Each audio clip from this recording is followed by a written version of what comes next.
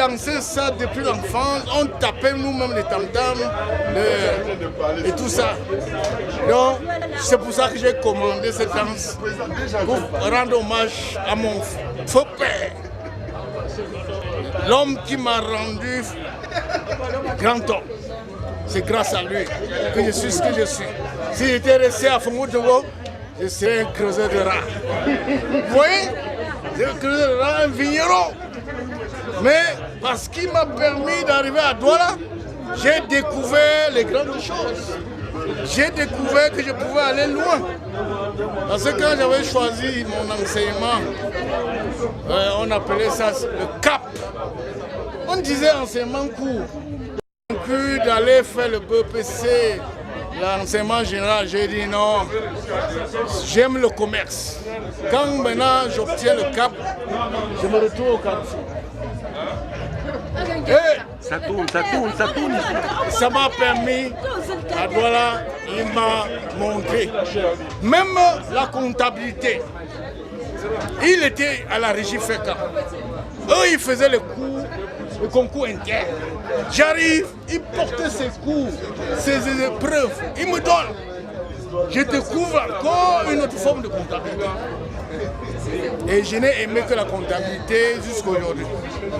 Et grâce à la comptabilité, j'ai appris les assurances.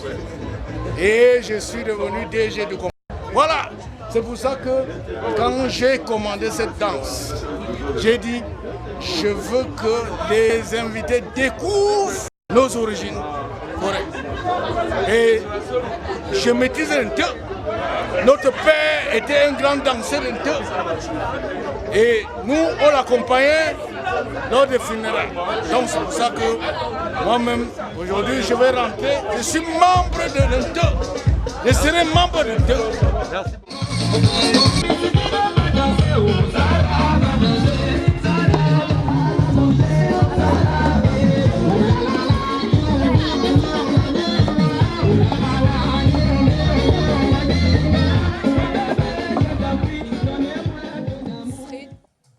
Papa qui aimait tout le monde, ses enfants, n'avait pas de distinction entre les enfants de la famille et ses propres enfants. C'était un homme très rigoureux, ferme dans ses décisions, aimant. Vraiment, il me laisse sans voix. J'ai perdu mon père, mon ami. Je n'étais pas prête. Je n'étais pas prête, je ne savais pas que c'était la mort. Je croyais qu'il était encore là pour beaucoup d'années. Mais le Seigneur en a décidé autrement. C'est très dur, mais je suis obligée d'accepter. Vous me rappelez une anecdote, un bon moment passé avec papa? Les bons moments passés avec mon père, c'est pendant mon mariage. Parce qu'il a tout fait. Il a fait tout ce qu'un papa pouvait faire pour son enfant. Tout ce qu'il avait, le cœur, l'amour, les finances et tout. Tout s'est très bien passé. Tout le monde était content. Il n'a pas t'écouté, qu'est-ce que tu allais lui dire? Je lui dis que vraiment, j'avais un avec lui, mais je ne sais pas, le Seigneur a décidé autrement. Et le plus important, c'est sa générosité. C'était un homme généreux. Généreux envers sa famille et généreux. Et en cela, il appliquait un enseignement de Jésus-Christ qui disait à son entourage, à son auditoire que l'être humain a tendance naturellement à faire du bien aux siens, à sa famille. Et qu'il fait quelque chose de noble quand il donne au-delà de sa famille. Et ça, mon père l'a fait. Tout mon quartier à Douala, tout ce village témoigne de sa générosité. C'est-à-dire des gens qui n'étaient pas de sa famille directe. Et en cela, il a mis en œuvre cet enseignement du Christ. L'unité, la cohésion de la famille, comme il a toujours souhaité, comme il a toujours fait.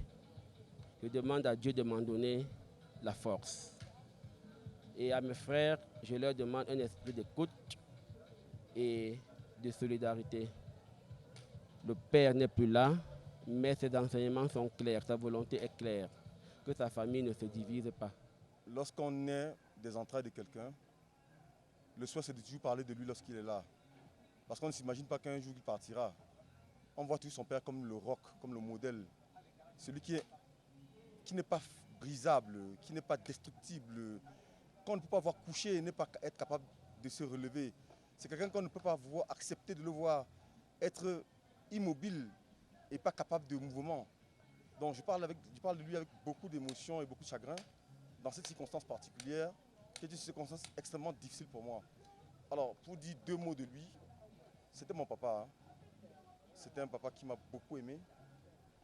Mon père m'a beaucoup aimé. J'avais une relation toute particulière avec lui. Et au moment où je parle de cette relation particulière, qui se résume en amour, en responsabilité, en présence, en affection en tout genre, mon père a pourvu à tous mes besoins lorsque j'en avais besoin. Donc, je le laisse aujourd'hui fier du père qu'il a été, satisfait de ce qu'il a fait pour moi. Je ne suis même pas sûr d'avoir fait la moitié de ses attentes, de ce qu'il attendait de moi. Donc, pour résumer tout ça, on est 9 enfants. Et parmi les 9 enfants, je pense que, parmi les 9 enfants de mon père, je pense qu'aucun ne vous dira qu'il n'a pas été un bon père.